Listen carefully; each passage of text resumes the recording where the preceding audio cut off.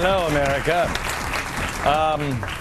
Tonight, we have a studio audience, and we have a special show tonight and tomorrow. Tomorrow is college students that are frustrated, and you're going to love it. You're going to love tomorrow night's show. Tonight's show, I hope that it will inspire you to action. When you look at the headlines of the day, these are just the headlines of the day. Churches burn in Egypt with violence. Gas prices edge up again. NATO steps up bombing in Libya. Why are we targeting Gaddafi? Are we just assassinating people now? Is that, I mean, Pakistan, the rift widens. What a surprise that is. Greece hit by new downgrade. Reports of mortgage fraud reach record levels. Oh yeah, we fixed that, didn't we? Mississippi town maybe wiped off the map with a flood. Postal Service reports $2.2 billion loss. Fannie and Freddie, what is that?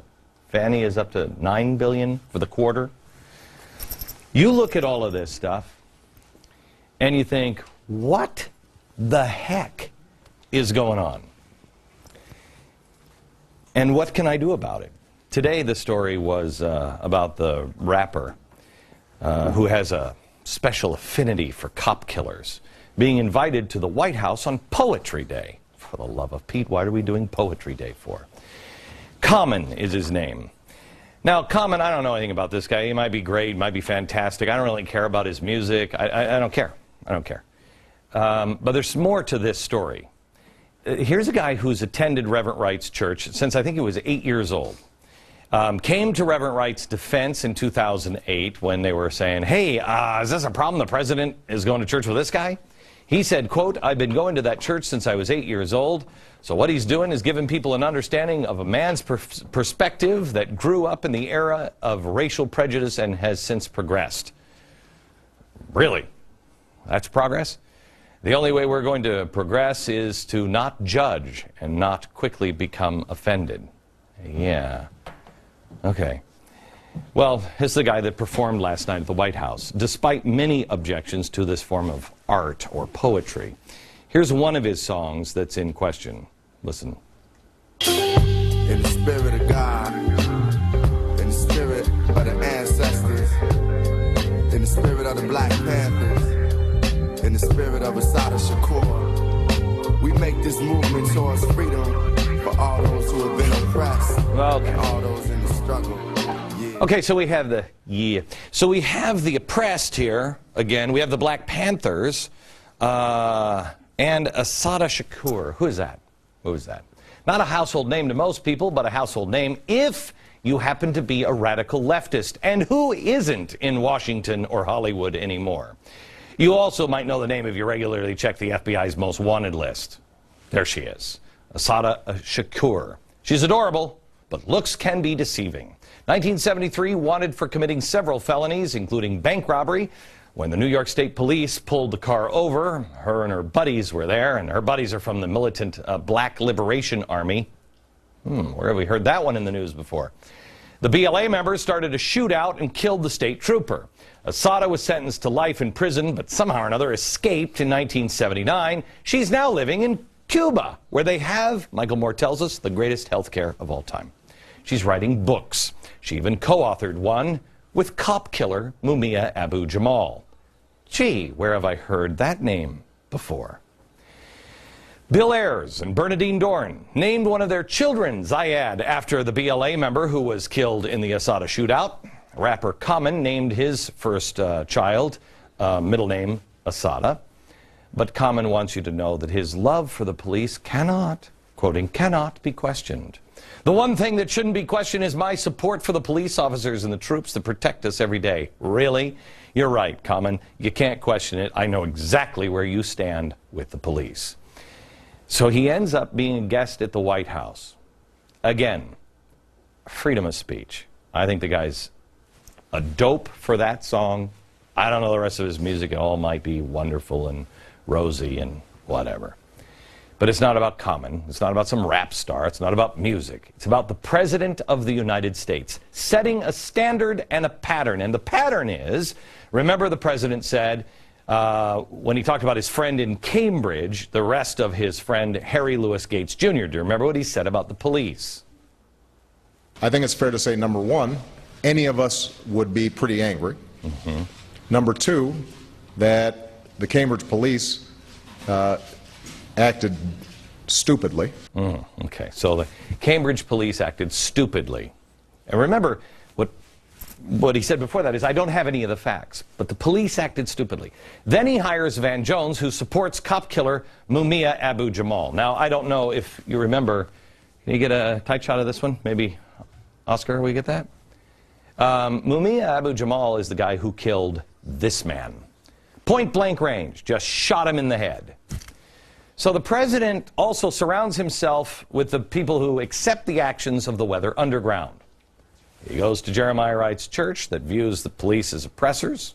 He has Richard Trumka, the head of the AFL-CIO, the most frequent visitor to the White House. AFL-CIO California, they are the teachers union, and they've now come out and endorsed Mumia Abu-Jamal, the guy who shot Danny Faulkner. The president's actions clearly indicate that he is anti-cop. Now, you can do a photo op all you want. He did it today. Look at me, I'm with the cops. Yeah. Got a problem with that, Mr. President. Because it's just like Bill Clinton when he said, Monica Lewinsky, that scandal doesn't matter. I don't even know what sex is. I could have been sharpening a pencil. I might have been having sex. What do I know? It did matter because oral sex became no big deal to kids. The president influences our culture. The president sets the table and the standard. And the standard when it comes to killing cops needs to be zero tolerance. Violence against the police, zero tolerance. And there's another thing that doesn't make any sense to me. The lyrics from the rapper Common says, I hold up a peace sign, but I carry a gun. He talks about guns all the time. Now, wait a minute. Hang on just a second. Isn't this administration anti-gun? Aren't we supposed to get rid of all the violent rhetoric? Why? Why on all of the people? What, Maya Angelou's not around? All of the people. You get this guy. Okay. See, I get worked up. I hear news like this today, and I get worked up. So you have a choice. You can get angry. You can protest. You can march. People do all those things. And then you vote for new people, and then nothing really changes. And the more things don't change, the more upset and helpless people feel. I mean, who are you going to call on this one? I mean, what happened to common values that we don't hold people up that are standing up for cop killers? So people either get angry, which is very dangerous, or they tune out. That's equally as dangerous. You have a third option. You can find a way to make it a positive. Now, I don't really know. I've been thinking about this one all day. I'm wearing the button of Danny Faulkner today in support of the cops, not those that kill them. But maybe you can do something for your kids, with your kids. Maybe you can reach out visibly with your kids seeing you to your local police. Maybe you could reach out to their unions and educate the unions on what's really going on with the left in this nation. Did you see last night's episode? Last night's episode with the lady who is a liberal Democrat who believes in social justice. We were like buddies last night because she sees it. She's like, it's been hijacked. Radicals are killing us from the inside. It's not what people who are half asleep think it is. Last night I got back home and I was standing in my living room. I have an apartment here, and I was looking out at the skyline of the city. And I was hit with the realization, as I usually am when I look at this city, of how many people are clueless, how many people have tuned out, how many people are just walking around in a fog as if everything is fine, we're fine, we're fine, we're fine. Are we really? Really? What's being done about these things? Geez, we have 37,000 people killed on our border, and our president is making fun of it. The debt ceiling. It wasn't too long ago that Timothy Geithner came out and warned that there would be, and I'm quoting, serious hardships and would spark, quote, a catastrophic economic consequence that would last for decades if we didn't raise the debt ceiling on time. Well, Tuesday and Wednesday, the Treasury Department auctioned $56 billion in new debt, pushing us through that ceiling. Monday, it officially happens, and nobody's saying anything. Why? Not a care in the world that we, according to Geithner, are about to suffer catastrophic consequences. Or are we? Because now he says we're fine. He said, we're good till August. I found some money. I don't know. I think I left it in my other suit. Excuse me? Where'd we find this money? Is that the truth? Or are you lying? Were you lying now, or were you lying then? Are you telling us the truth? I don't even know. Who do you trust? Who do you trust? I get a pit in my stomach when I think of the Americans that are, how few are actually engaged, who are actually using common sense and reason. How can you see the news every day and just shrug it off? Part of it is apathy. We've been bought off with materialism. We've been misdirected, but also our entire lives, we've just said it's America. That's not going to change. America, America's America. I was just in Israel, got back yesterday. I was there for Memorial Day, and then Independence Day. Monday was Memorial Day, and then the next day was Independence Day. That's the way you should do it. Reflect on the people that sacrificed their lives for your freedom. They don't just go out and see some fireworks and have a hot dog and call it a night. I was in right there, that's the Temple Mount, and I was over there by the Western Wall. And as I saw them douse the flame for the memorial and then start the celebration, and they were praying, and then they started singing songs, and they were excited, they were grateful. You could feel it was joy. It was joy that I felt. I thought about this, I thought, I've never felt joy, real, true joy like I saw there on Independence Day. And the difference is I don't know what it means to lose my country. I mean, I've been moved on Independence Day, but not sheer joy like I saw over there. It is weird to say this, but I was overwhelmed with a feeling yesterday that I feel safer in a way in Israel than I do here. Because there's an awareness there that is missing here. They are wide awake. That tends to happen when somebody's always trying to blow you up. Here we're in denial. If you're on a ship that's sinking, would you feel safer with the people who are on the deck, who sees what's happening, and they're saying, okay, come on, everybody, what can we grab? Or do you feel safer with people inside at the bar laughing and drinking, oblivious or in denial, as you see the ship and everybody's like, don't worry about it. Which do you feel safer? I'd rather be on the deck. I realize this show is widely considered in liberal circles, in liberal New York Times circles, a bummer or downer or depressing, whatever. My wife, this is true, this is how sad my life is. My wife says to me every time we go to a party, and we rarely go to a party because I am to parties what rat poison is to rats. But my wife always says, please don't make everybody cry. I know the truth can be miserable. The truth shall set you free, but it will make you miserable first. But it's what you do with the truth that matters. What you're learning, what you're seeing every day is depressing. So you're going to tune out, or are you going to decide who you are? See, when you bottom out, when you realize the truth, then you've got a choice to make. Are you a survivor, or are you a sheep that just happily goes along to slaughter? I'm a survivor. I think you are too. That's why you're here every day. And the more you connect with others and start talking to those who are on the deck, looking over the edge, seeing the water, and somebody else is saying, come on, get back to work, you will start finding the answers of what's true. Those who refuse to accept what's happening will find comfort in numbers. They'll make fun of E4, enlightenment, education, empowerment, entrepreneurship. Enlightenment. Find out your relationship. Why are you here? Education. How did we get here? Empowerment. I make a difference. And entrepreneurship. Be creative and do something positive. Don't tear things down. Build it up.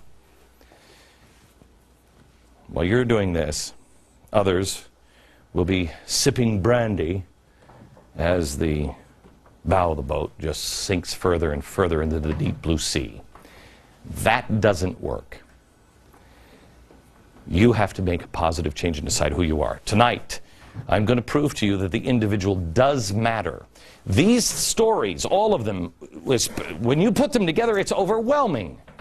No matter how small or seemingly insignificant, you making a difference in your life does make a difference. It's the sum of E4 when it's put together that works. Education. Something as simple as preserving history. It's being rewritten right now. Who is saving it? I was on the phone this afternoon because I was in a meeting preparing for the show this morning, and one of our assistants brought in a stack of stuff. It was amazing. It was, you guys know who Carl Sandburg is? He wrote the Lincoln books. His good friend was one of the biggest collectors. He was like David Barton in the 1800s, and he collected everything, all these pictures and everything else. A viewer of this program has that collection of George Washington, all of the engravings and the pictures of George Washington from 1700s. He sent them to me today to preserve them. It was overwhelming. I called him up and we talked for a while, and he said, we've got to preserve our history. We have to do it. You have to see this. You'll find it at glennbeck.com. Before I came over, I shot a little video of this collection, this guy. I mean, it's amazing. You can educate others. It sounds simple, and it is. But if it's not done, we lose it. If you've been sitting on the sidelines, you've been getting a nudge to do something, but you held back because you feel like it's stupid or you don't really know what to do and it doesn't seem like it'll make a difference. I want to show you the people who felt just like you do now, but decided to get into the game. As an individual, it will seem small, maybe even silly, but as a group, you'll change the world. In fact, maybe you'll fundamentally transform it. When we come back, I'm going to show you the living proof. People who have changed their own lives, who I believe will change the world. The things that they're doing, and some of them risking to do it. Next. In this audience, we have moms who decided they were just fed up with indoctrination in their children's schools and decided to start a free patriot camp and remind kids of history, teach it for maybe the first time.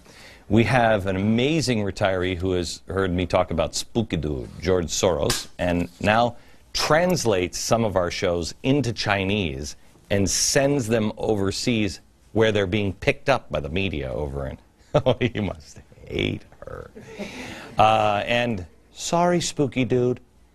We also have a teenager who says he'd like to become the next George Washington. We have people here who have been inspired by E4, the 40-day, 40-night challenge, 828. And we have a guy, Brian Sandberg. He came in from California. He has a story about taking part in a flash mob of kindness that he heard about on this program. Brian, how are you? Great. Good. Tell me the story.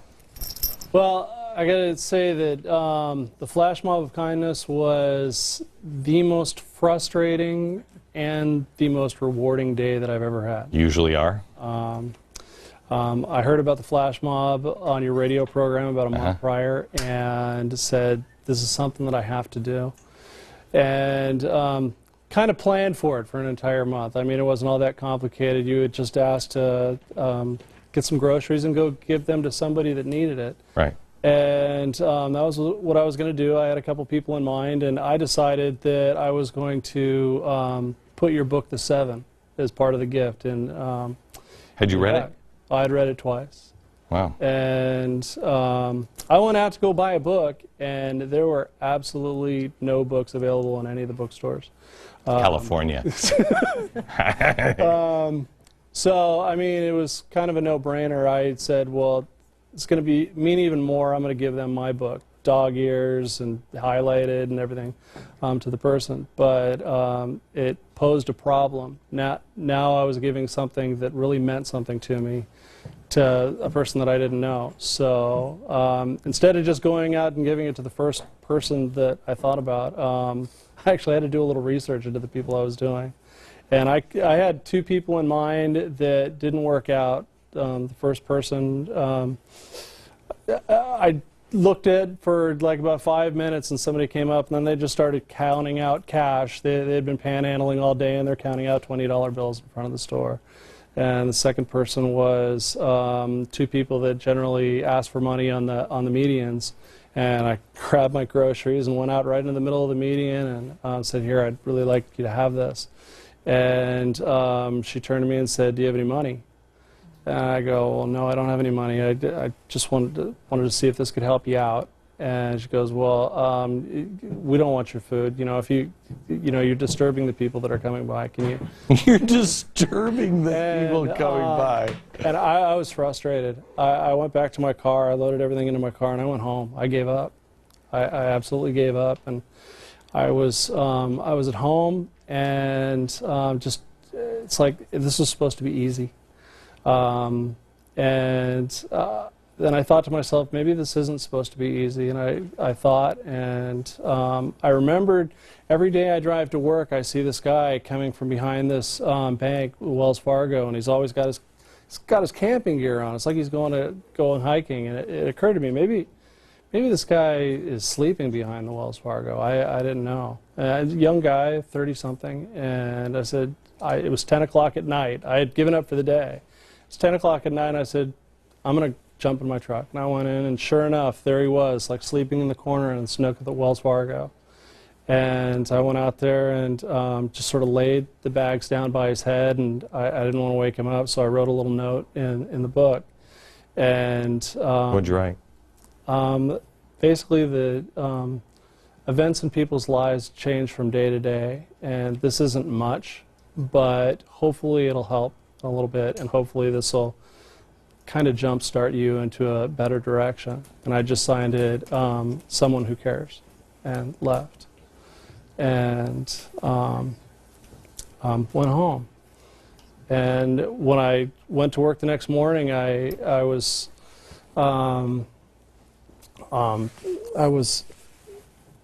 getting ready to go to work, and I didn't see him on the corner. I mean, he's there like clockwork at 6:45.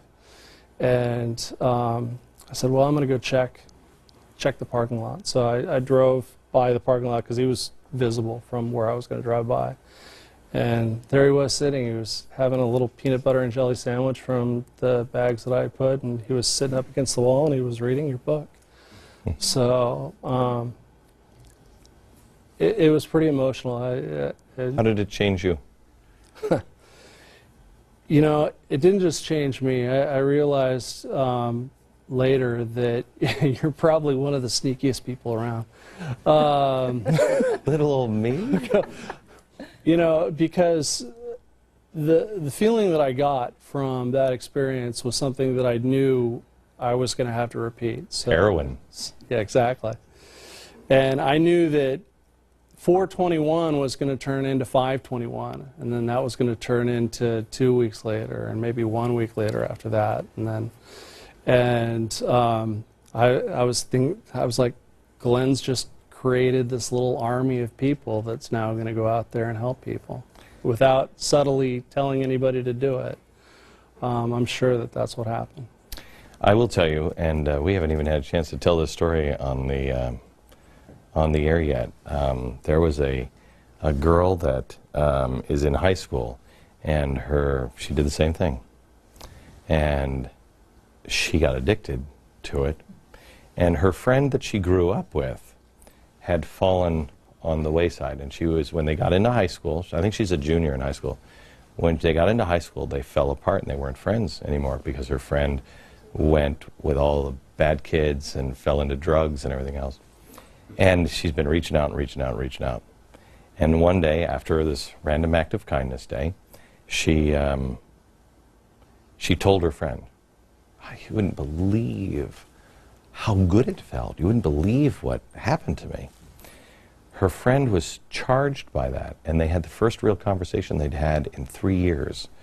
They're now back to being best friends. Her friend has moved away from the other friends. cleaned herself up, put herself back on. This is why I say it makes a difference. If you change, you'll start to affect other people. And the only way, I'm not going to change this through politics. I'm not going to change this through politics. The only way we're going to change this is one person at a time and being visible in your neighborhood. And people go, you know what? I like Brian. He's a good guy. And he does good things for people. And you being able to be a source of honor and trust in your neighborhood will make a huge, huge difference. I am convinced that in the end, if enough people do the things we talk about and connect with each other, I am convinced we will be remembered as the people that saved the Republic. I'm convinced of it. Back in just a second.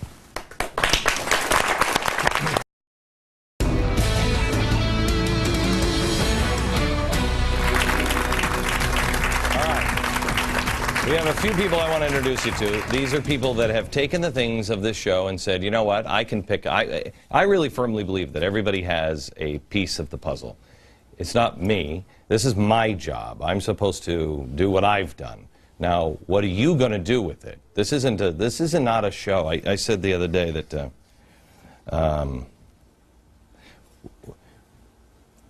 no couch potatoes in this audience, nor there shouldn't be. This is a verb. Okay, you watch this show, that's not enough. You do something with it. Now, Lee has taken you. I don't know why did you pick George Soros, Lee? Well, you were on to George Soros day after day after day. I thought it's very important. Okay. And that the world knows about him, so he can't do his evil deed to everybody. Okay. Now, you came here from Taiwan? Correct. Okay. And so, what have you done? I have translated your Spooky Dude material and Goldman Sachs material. Yeah. And I've sent it to as many Asian media as possible. Mm-hmm. And then they actually have picked up, and there's 3 programs they talked about what you talk about.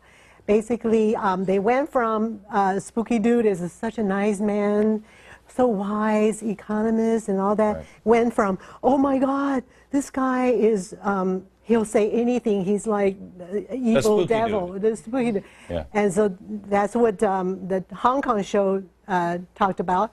And then the 2 Taiwan show, one of the Taiwan shows says basically, he's here, he's going to do in our currency, and he's doing this in Malaysia, he's doing it in Thailand, watch out. So, because because we found out about you, and then we saw some of the things, and it appears as though they are taking the material that you have translated and are repurposing it over in in Asia. Why? What does this give you? What is this? Why? How does this make you feel? Well, I think Spooky Dude has created this dark, evil world that he scares everybody into doing what he wants us to do. Well, we need to shine a light. We're going to be the only light that prevent that from happening. You always said to shine a sunlight on darkness and prevent evil. Well, so that's what I'm doing. I tell you what. Did anybody see part 1 of Fox? Fox now has picked up Spooky Dude, although they're not calling him Spooky Dude now. Why don't we hear about Soros's ties to over 30 news organizations? Anybody see this?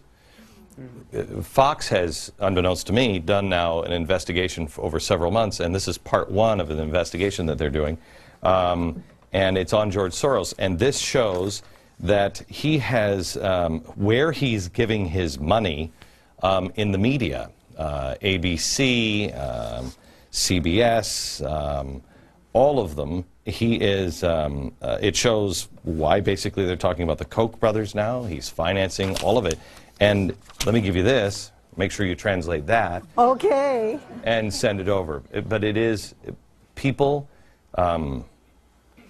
having the facts. You know, I've said on the program, please don't take my word for it, because you have to know what you know. You have to be able, how many of us have been in an argument, at least in the past, where you would say, you'd come up to somebody and you'd say, well, no, that's not right. And then they'd have a fact, and they'd put, and then you'd say, well, okay, well, I just don't think so. That doesn't work. I have noticed now that nobody really is willing to argue with me, because, really, go ahead. What do you have? What do you have for me? Go ahead. Hit me with your best shot. And I can argue my point, because I know it in here. I didn't get it from anybody else. I did it. And once you have that, they lose. That is the self-empowerment. That's E3. That's where the power comes from. They keep telling you, well, people don't understand it. They don't understand. Let me tell you something. I was up at 2 o'clock in the morning reading about the money supply like 5 years ago. And I remember looking up to my ceiling saying, what am I ever going to use this for? Reading M1, M2, M3 money supply. What is that all about? But bring it on, Tim Geithner. Bring it on. Because I now know what the truth is. And when the citizenry informs themselves like that, lights out for anybody who's trying to grab your power. Back in a second.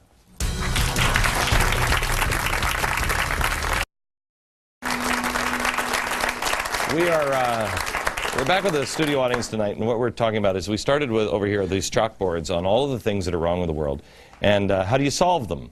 You can get frustrated, and you can see all the things that are happening, and you get angry or whatever, or you can realize that change starts at the individual level. Eric is a guy who, gosh, Eric, was it 2 years ago? Yeah, it's been I guess it was 2 Christmases ago. 2 Christmases ago.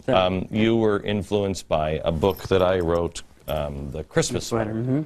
Tell me about your life. What happened? I am a recovering heroin addict. And I guess it's been about 7.5 years I've been in recovery, and only by the grace of God. My faith is the center of that. And but reading your book, you know, talking about the storm, it just hit home with me. The idea of having a Russell, you know, I had a lot of Russells in my life, and for those that are not familiar with the book or haven't read it, there's a character in there who is named Russell, who is, I don't know how you would describe him to someone who hasn't read it, but it's that hand that reaches in and helps you out when you need it the most. And of course, I had family there. I had my faith in Christ. That's where most of it came from in the end. But I realized after I got through that storm, I can't sit here and just bask in my recovery. I need to do something to help others. You know, I can't keep this if I don't give it away. You know, my storm was different than some storms. Some people have things like cancer or sickness, and I kind of created my own storm. You know, I chose to walk into the storm like a tornado chaser does, and but I was able to get to the other side, and now I'm working in recovery, working with other men, and trying to be their Russell, if you will. You know what's amazing is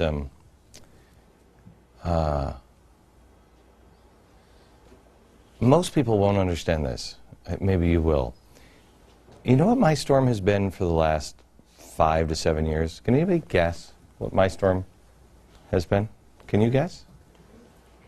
Can't do it now. Success. Success, yeah. Success is just as much of a storm as anything else, because you can lose yourself to it. And so a lot of people don't recognize. I think we're all tested on whatever our weakness is. Mine in the past has been money and greed, really. And you can't conquer greed if you're not given the opportunity. Right. And so we have to be very careful on what our storm is. It's easy to say, oh, a heroin addict. Well, gee, of course.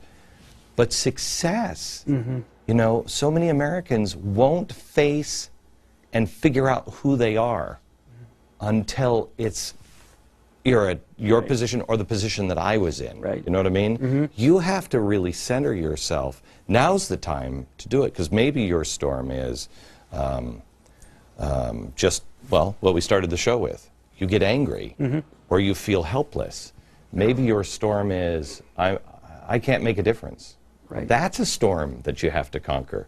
Because once you get to the other side, right? Oh yeah, once you get to the other side, you realize, you know, it's okay.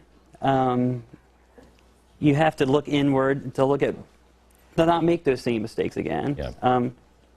You're going to make mistakes. We're not perfect, but... Would you agree with me?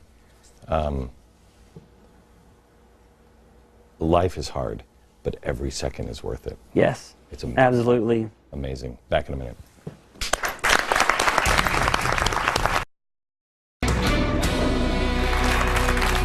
All right. There was a time on this program that we talked about Organizing for America and the Organizing for America internship programs that were being advertised in school.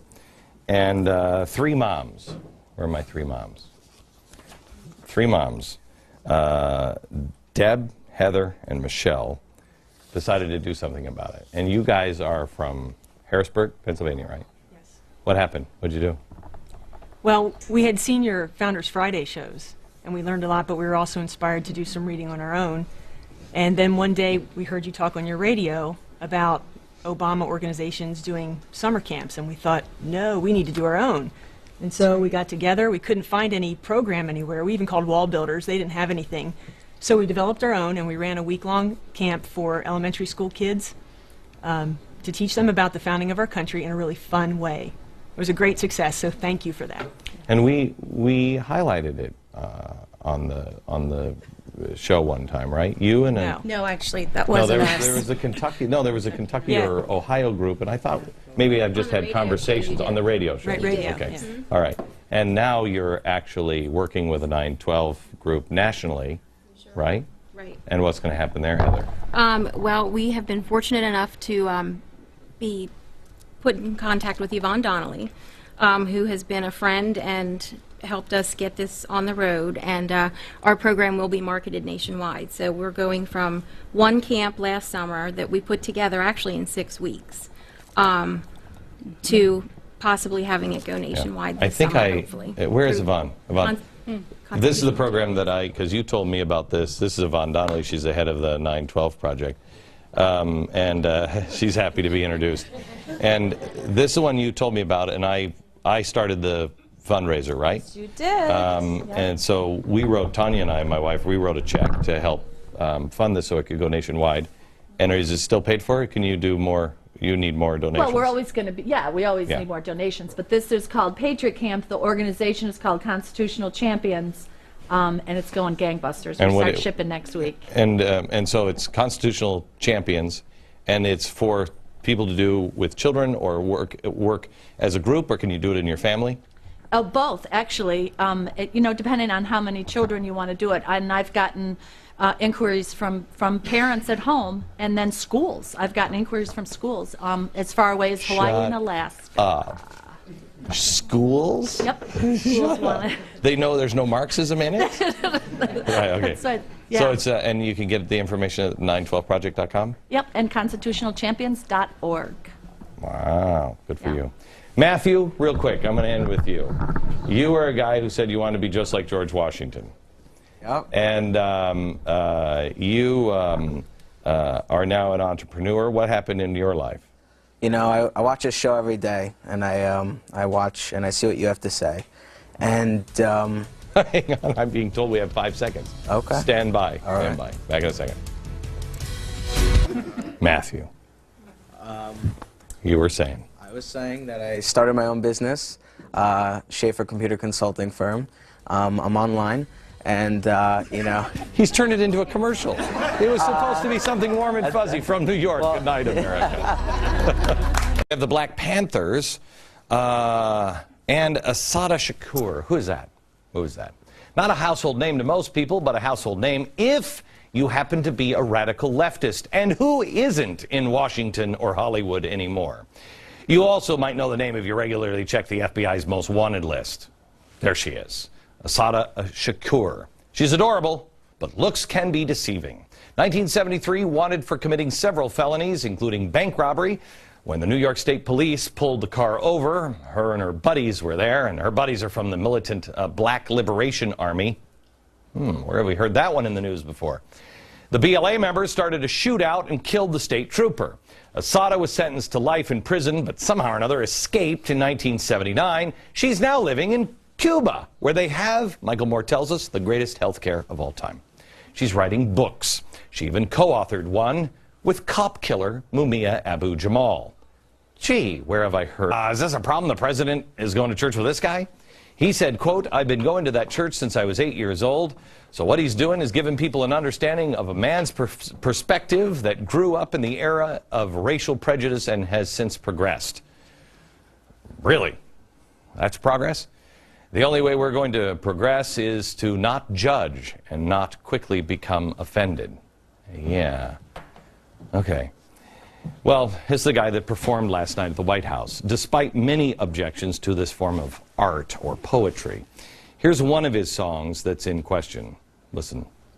In the spirit of God, in the spirit of the ancestors, in the spirit of the Black Panthers, in the spirit of Assata Shakur, we make this movement towards freedom for all those who have been oppressed and all those in the struggle. Okay, so we have the oppressed here. Again, we heard that name before. Bill Ayers and Bernadine Dorn named one of their children Zayad after the BLA member who was killed in the Assata shootout. Rapper Common named his first child, middle name Assata. But Common wants you to know that his love for the police cannot, quoting, cannot be questioned. The one thing that shouldn't be questioned is my support for the police officers and the troops that protect us every day. Really? You're right, Common. You can't question it. I know exactly where you stand with the police. So he ends up being a guest at the White House. Again, freedom of speech. I think the guy's a dope for that song. I don't know the rest of his music. It all might be wonderful and rosy and whatever. But it's not about Common. It's not about some rap star. It's not about music. It's about the President of the United States setting a standard and a pattern. And the pattern is, remember the President said, Mississippi town may be wiped off the map with a flood. Postal Service reports $2.2 billion loss. Fannie and Freddie, what is it? Fannie is up to $9 billion for the quarter. You look at all of this stuff, and you think, what the heck is going on? And what can I do about it? Today the story was about the rapper who has a special affinity for cop killers being invited to the White House on Poetry Day. For the love of Pete, what are we doing Poetry Day for? Common is his name. Now, Common, I don't know anything about this guy. He might be great, might be fantastic. I don't really care about his music. I don't care. I don't care. But there's more to this story. Here's a guy who's attended Reverend Wright's church since I think he was 8 years old. Came to Reverend Wright's defense in 2008 when they were saying, hey,